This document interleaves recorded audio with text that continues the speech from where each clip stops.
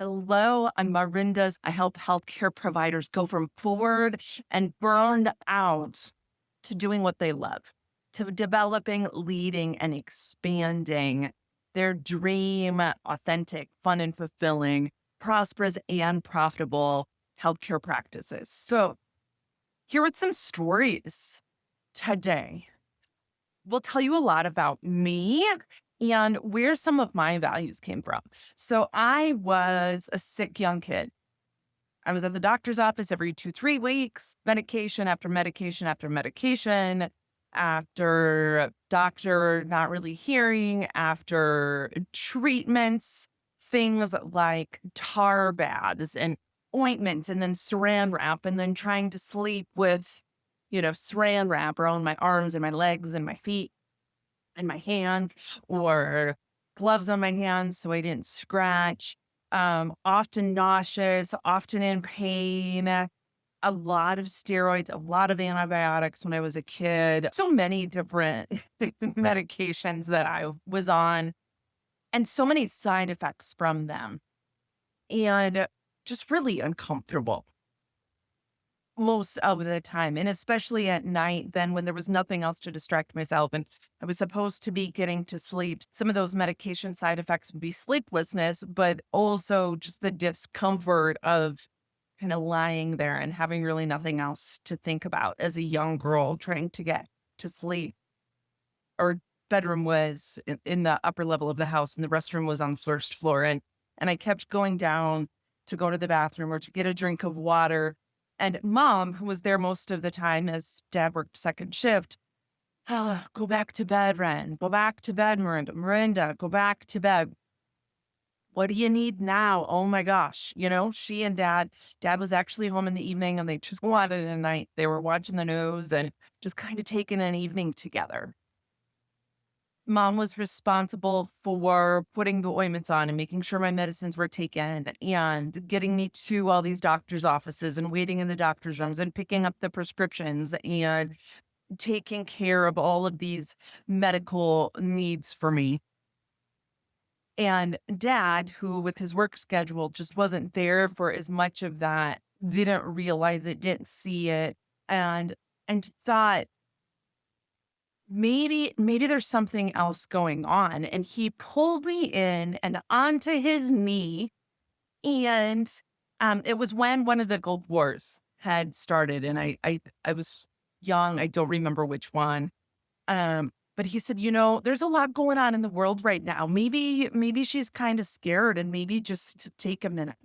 And so he took a minute with me and saw me, the person behind the treatments, the person behind all of these treatments, and that I might have fears or thoughts or ideas outside of what was going on with that. Now, I don't remember knowing anything about this war or anything that was going on in the world, but to have someone take that time is a memory that stands out in my mind, to recognize that there was a human behind the symptoms and the diagnoses and the appointments and the treatments was a really powerful standout moment in my life. And it was one that I really carried forward as I went then into healthcare myself.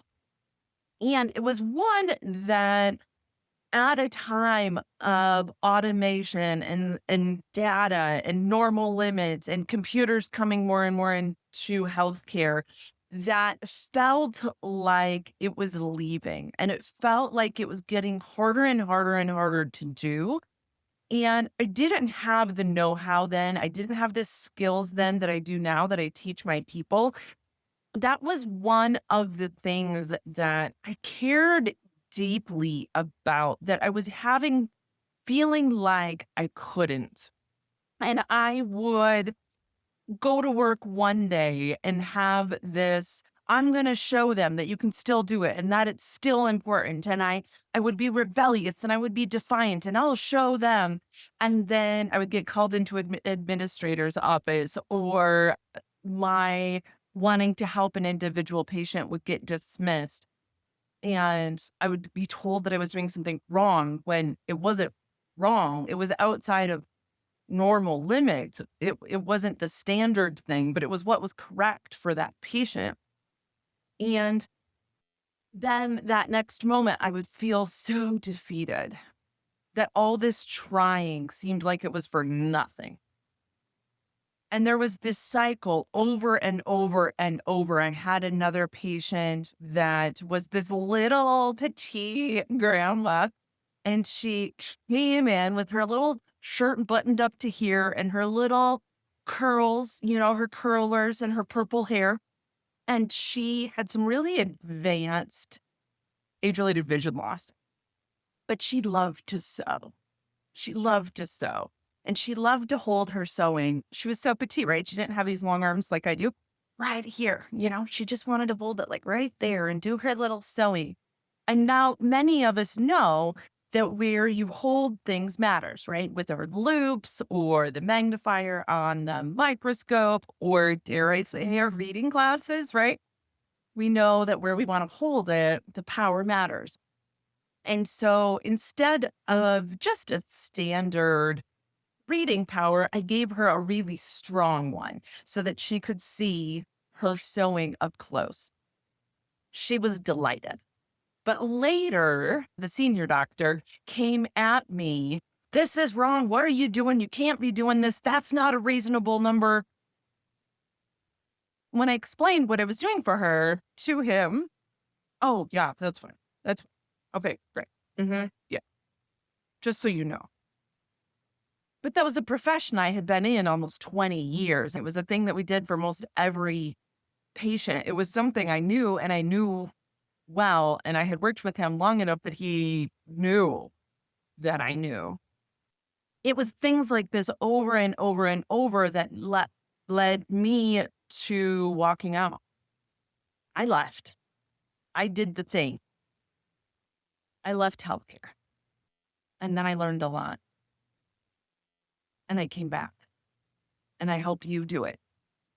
I learned that it is realizing how impactful we are in our own world, that it is nobody else's job to provide for your well-being, that you got this, that there are so many options out there, that you're an incredible provider, that there are systems and structures to support you doing what you love to do. So take on small step at a time towards that dream. I help you clarify it. I help you see the beliefs that are keeping you from it. Burnout, I define as having to not care about something you deeply care about. So what is it you deeply care about? And what is it that you can take tiny steps toward, knowing that they grow and knowing that they compound? One of the doctors that I worked with, it was also an eye care clinic, and he loved that moment after surgery when patients realized that they could see. And he noticed that many of his patients were able to see distance, right, with their cataract surgery, but that they were having trouble reading up close. And so instead of sending them to the optical shop or to Walgreens to get a pair of glasses, he would hand out, I think his cost was like $1 from his supplier, a pair of reading glasses. And the patients there in that chair would realize that they could read. And the joy and relief and, oh my gosh, on their face was just what this provider loved. And it was $1. And that brought that experience to him time after time after time after time. What's the tiniest thing that you can do to bring that practice you dream of into being? I would love to hear these. Write these in the comments. We'll talk to you soon.